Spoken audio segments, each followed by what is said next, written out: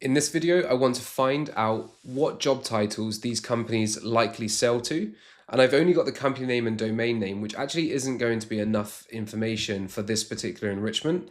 So what I need to do is enrich the company profile, first of all, using some clay credits. So I'm going to click on Add Column and Add Enrichment, and then I'm going to type in company, enrich company. This is the one that I like to use. And this is going to cost me a credit for every row that I have. So using that 1, 10, and 100 framework, I'm just going to run this on 10 to begin with. And now I can select which columns I want to add to the table. Now, this isn't going to give me the answer to the job title, but I can add employee count, employee size, the industry that they're in, but most importantly for this particular use case is the description. I'm also going to add in their LinkedIn company URL as well. But for now, that's all of the details that I need for this particular thing to run. So I'm going to run this on the 10 rows and it's automatically going to populate these columns of employee count, employee size, industry, and description.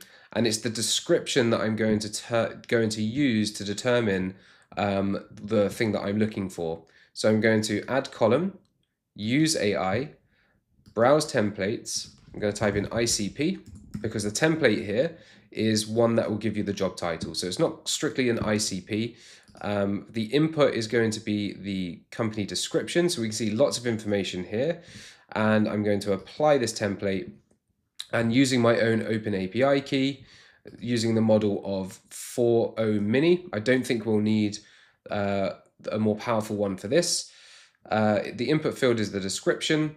And then here we've got some examples. Now, because this is a pre-populated template, these examples are going to be great. You may want to add in more examples for yourself to improve the accuracy.